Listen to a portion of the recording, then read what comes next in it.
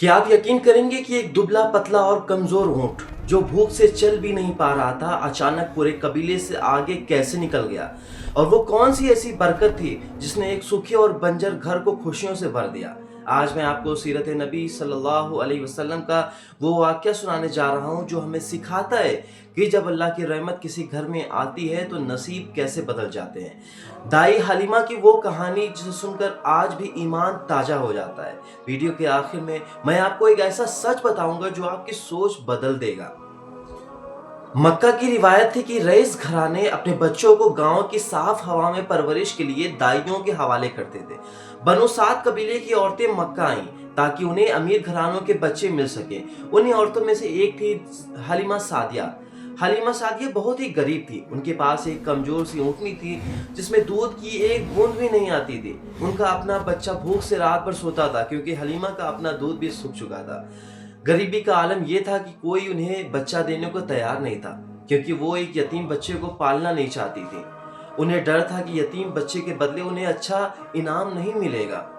थक हार कर हलीमा ने अपने शौहर से कहा कि मैं खाली हाथ नहीं जाऊंगी, मैं उस यतीम बच्चे नबी पाक सल्लल्लाहु अलैहि वसल्लम को अपने साथ ले चलती हूँ। जैसे ही हलीमा ने नबी करीम सल्लल्लाहु अलैहि वसल्लम को अपनी गोद में लिया, एक मोजिज़ा हुआ। हलीमा कहती हैं कि जो बच्चा भूख से तड़प रहा था वो पेट भर कर सो गया। जो ऊँटनी खड़ी नहीं हो पा रही थी उसके थन दूध से भर गए। जब वो वापसी के लिए सफर पर निकली तो वही कमजोर ऊँटनी इतनी तेज दौड़ने लगी कि पूरे कबीले की सवारियां पीछे छूट गईं।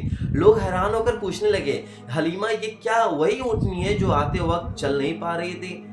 कहते हैं कि सिर्फ ऊँटनी नहीं, हलीमा के घर की बकरियां जो पहले खाली लौटती थी, उनको चारा नहीं मिलता था, उनका दूध सूखा होता था, वो अब इतना दूध देने लगी बकरियां कि पूरे कबीले में शोर मच गया। ये थी मेरे नबी पाक सल्लल्लाहु अलैहि वसल्लम की कदमों की बरकत।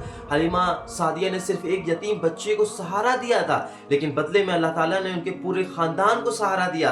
मेरे दोस्तों और भाइयों, इस वाक़ये से हमें ये सीख मिलती है कि यतीमों और बेबस लोगों की मदद करने से हमारे घर में बरकतें आती हैं, तंगी नहीं। और अगर आपको ये रूहानी वाक़या पसंद आया हो तो कमेंट में सुभान अल्लाह लिखें और दूसरों तक ये पैगाम को ज़रूर पहुँचाएं। मेरे दोस्तों, रमज़ान ख़त्म होने वाला है, 2 से 3 दिन बचे हुए हैं। आप गरीब लोगों की मदद करें, ज़रूरतमंद लोगों की मदद करें, आसपास लोगों को देखें जो भी ज़रूरतमंद हो उनकी मदद करें। इंशाअल्लाह अल्लाह आपकी मदद गैब से ज़रूर करेगा। जज़ाकल्लाहु खैरा।